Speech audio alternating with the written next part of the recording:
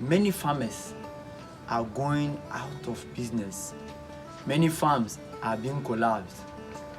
And as a matter of fact, when you ask them, when you get closer to them and you ask them, farmer, what is the reason why you are out of the farming business?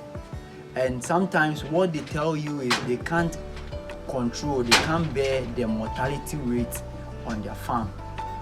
And when you go to think of it, and sometimes you come to ask them again that, farmer, what was the reason that you are having a high mortality rate like that? Sometimes they'll tell you the disease is too much. And so, beloved, in today's video, we are going to talk about the causes of diseases on most farms. Most of the reasons why farmers complain of high mortality rate. So there are some causes that brings these diseases on certain farms, and so hence their farm collapses. My name is Nana Kofi, and you are welcome once again to African Farms.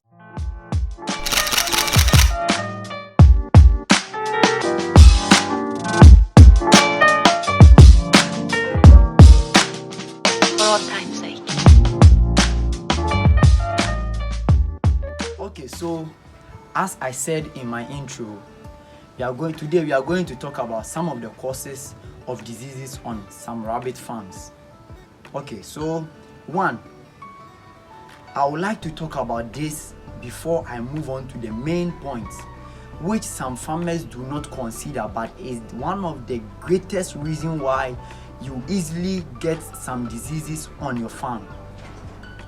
There are some diseases that are transferable, some are not transferable.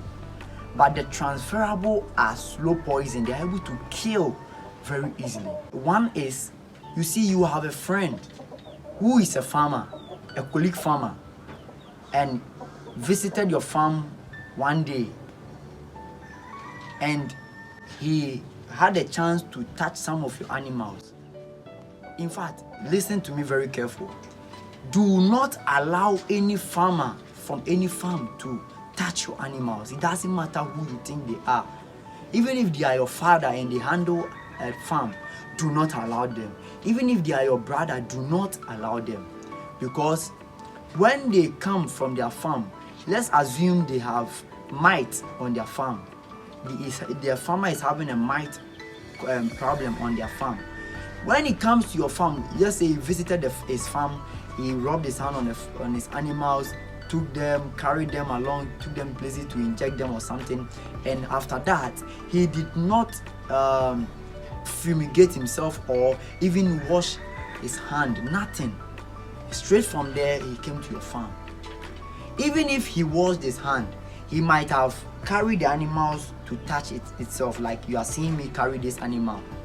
And you may have some of the hair sticking on his body, and maybe you will rub the hand on the body when he may be coming to your farm. And when he does that, he transfers them. When he comes to your farm and he gets the chance to touch some of your animals, he transfers the diseases on them. This is one of the reasons why you are experiencing diseases always on your farm. Farmers don't take these things into consideration. They are like, oh, he's a farmer, so let me allow him. No, do not allow that on your farm. Let them stay back. You the farmer that the farm is for you, carry them and let them know. Maybe they are coming to buy them. Let them see them, carry them. If they want to weigh them, you don't weigh with hand, you weigh with a scale. Let them weigh with the scale for them to see. If they like it, fine, they buy, they go. If they don't like it, let them go. If you take that in your farm, you always have diseases on your farm. I'm not going to lie to you. I am a farmer and I've experienced all these things, and so I'm talking from experience. Guys, let's take this into consideration. Do not allow any farmer to enter and touch your animals. They can enter, but do not allow them to touch them. Even entering is another problem, but entering is quite controllable. But when they touch, it's not controllable. They transfer the diseases automatically. And two, I would like to talk about is the environment. Some farmers are like me. I clean up my farm once a month. once, 2 months. I know one farmer that has not cleaned the farm for more than 3 months now. When you go to say, they will tell you, oh, these are rabbits, their poop do not smell. It's a lie. How about when it pile, when the poo pile on the roof and they wee on it? When they wee on it, generates scent, and when it generates a scent, the animals get ill. Even we human beings, when we stay around filthy places with bad smell, what happens to us? We get sick, right? The same way with animals. If you don't care for your animals, they will also not deliver for you, because you need them to produce more. You need them to be good animals, but they'll start up attracting diseases and getting ill. When they give birth, their babies are not strong. You see their babies easily affected by some diseases because of what? A bad environment. So guys, let's make sure we clean up the environment every day. Even if you'll not be able to clean your farm every day, make sure at least every 3 days, or even every weekend, every Saturday, every Sunday. It's okay. At least once a week, it's okay. But to say that 3 months, 1 year, you have not cleaned, farmer, you are very bad. You end up losing some of your animals. Mortality rate will be at high on your farm. You see your animals being infected by mite, mange, in fact mention them, all kinds of diseases, coccidiosis, diarrhea, all the diseases, they will die. Let's be careful and let's do our clean out very well. And third, I'd like to talk about their water. Some farmers do not like changing water each and every day. If you are using the nipple system, I have no problem with you. That one it's considerable, because that one, they are not it's not easy for death or infection. Let me say, like some worms and those animals that lives in water, it's not easy for them to get in there. But when you are using this pot, the drinkers, this one, if you don't know, this is a drinker. You see, you will see them a sign of like coccidiosis, diarrhea, and those things. You are going to worry your animals. So let's be careful. Let's change our water each and every day. Even if you are using the nipple system, for you not to be at risk at all, just change the water each and every day. If you go and they've not finished drinking it, just the bucket, how many minutes will it take for you to change the water? There's water inside. Yeah. So if you are using this system, it means you have to change the water each and every day, because when the animals eat from their pot, their feeders, when they are coming to drink water, some of the pieces of the food get inside the water and it generates a kind of smell. Those who uses this system knows what I'm talking about, because it generates smell. And so if you are not changing it every day, and you say, oh, 2 days I'll change it, the next 2 days I'll change it, I'll be doing 2 days, no, it's very bad. They will be sick in a few minutes. So let's do well. And also the last point I would like to talk about, and I end here, although it's many, but I'll cut it short, and another time I'll bring another episode of this particular topic. Okay, the last one is their feeding.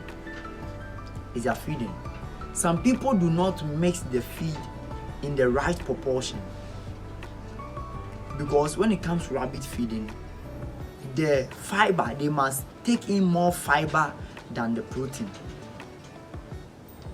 Someone will say, no, when they are young, they need more protein. It's true. But when you are mixing it, the protein, still, you are going to have more fiber than the protein. When they are young, they demand more protein. It's very true. But some farmers do not make their feed well, and so they end up killing the animal. Some also feed their animals when they come in the morning and the feed is not finished. They still top up, forgetting that there is an old feed in it. And when you top up, they still don't get to eat the one at the bottom. And so every day you'll be topping up, and the bottom one will be fermenting. You see it generating animals like worm and those things in the food. And when one day maybe you did not get to feed them, or that particular day they were very hungry, and so they ate to the bottom, beloved, you are killing your animals. Let's mix our feed very well. Let's make sure we feed them very well. Sometimes when we are feeding them, we don't check their feeders. What is inside? Is there poop in it? Is there wee in it? We don't check. You just top up because you want to feed. You just feel like feeding them. No, do the checkup before you feed them. Make sure that there's no poop in it. Make sure that there's no wee in it. And when you do all these things, these 4 things I've talked about, beloved, you can have a farm and you never see what you call diseases. In fact, I decided I'll end it, but let me add one in addition to cut everything, because I feel this one is needed in this particular video. Let's also do prevention. I always tell my customers and people that patronize me, I tell them, do what we call prevention. And even the scientists will tell you prevention is better than cures. Some say cures, because the reason I said this is because I have one friend that used to say that prevention is better than cures. But the right word is prevention is better than cures. Prevention is better than cure. If you wait to come cure them, beloved, you are doomed. You may end up losing them. What if you try curing and it does not cure? So what I do is prevention. There's these 3 important medications you have to always do on your farm: antibiotics, anticoccidiosis, and deworming. It is most important. All the rest are important, but these 3, every month, at least every month, do that, and you are going to, beloved, you are going to know what I'm talking about. Maybe for now you don't know, but do what is called prevention. I always do that. Every month I medicate them. Even yesterday I medicated them with antibiotics, because we are in January 2025, and so this 2025, beloved, avoid diseases and you are going to increase and you are going to be blessed. As I always say, I'm out.